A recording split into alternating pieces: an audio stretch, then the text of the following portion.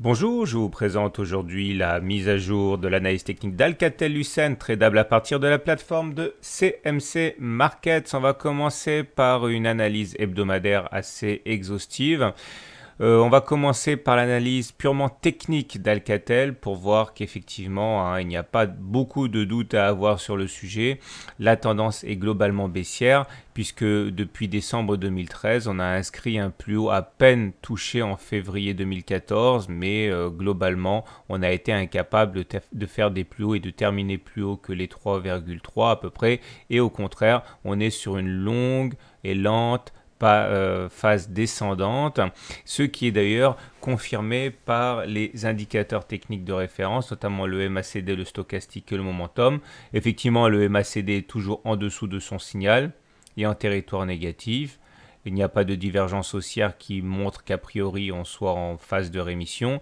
Même signal envoyé par le momentum qui enchaîne les plus bas et qui est en dessous de zéro. On remarquera quand même du côté du momentum une perte de dynamique baissière puisque bien au contraire on attend à voir la courbe du momentum augmenter. On a même failli franchir la ligne de zéro, ce n'est pas encore fait, mais la dynamique est toujours baissière tant qu'elle reste en dessous de zéro.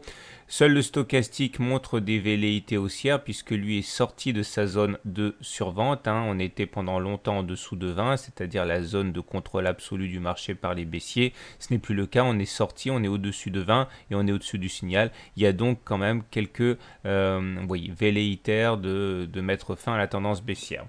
Si on regarde de plus près ces indicateurs, on voit qu'on a potentiellement un signal justement de fin de tendance baissière qui serait renvoyé par les cassures d'obliques. Regardez, nous avons une oblique ici qui capte les plus hauts là et là sur le momentum. On retrouve cette oblique ici sur la même période qui capait les points hauts, mais ces deux obliques ont été cassées à la hausse il y a 2 semaines. C'était ici et c'était là.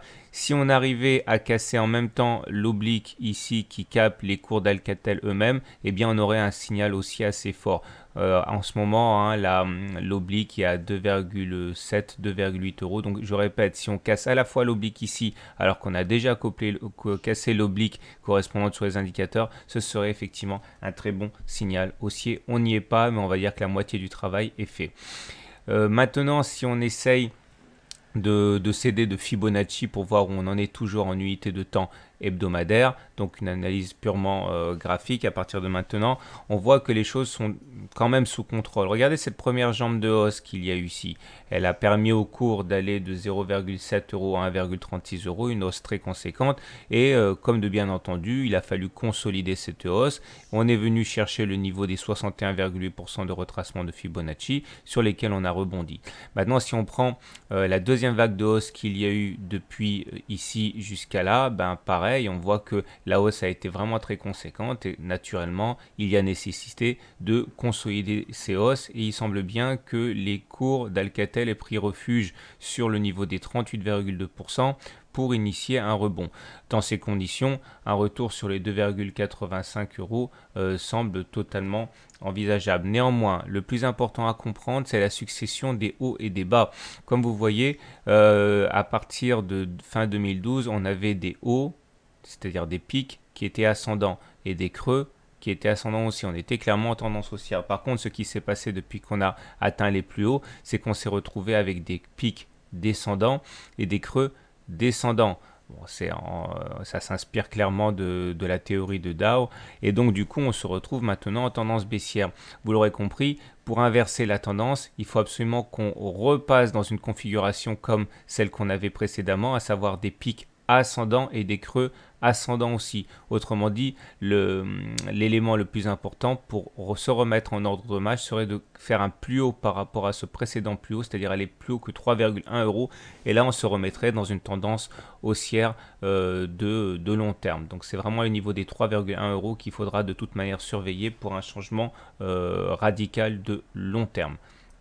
On continue avec l'analyse Ishimoku hebdomadaire et là on voit bien qu'effectivement la situation n'est absolument pas hors de contrôle, loin s'en faut. On est toujours ici dans l'expectative, on n'est pas en tendance baissière, hein, puisque regardez, ça c'est le nuage, la zone grisée qui est là, les cours sont dans le nuage. Ça veut dire qu'on est sans tendance de fond au regard de ce système Ishimoku. Il faut savoir que si on arrivait à s'extraire du nuage, c'est-à-dire aller au-dessus de 2,9 euros, on rebasculerait en tendance haussière. Il faudra en même temps que la Chinku, c'est la courbe bleue ici, passe au-dessus des prix. Mais pour l'instant, pas de tendance baissière au regard du système Ishimoku. On sera en tendance baissière si les cours passent en dessous du nuage, c'est-à-dire en dessous de 2,2 euros. Vous voyez qu'on n'y est pas encore. Donc globalement, le bilan hebdomadaire d'Alcatel-Lucent ne doit pas inquiéter, hein, puisqu'on est toujours dans une tendance à la consolidation, mais il semble bien qu'il y ait des velléités de rebond technique. Vous connaissez les niveaux à surveiller. On va basculer maintenant d'analyse purement court terme pour les spéculateurs.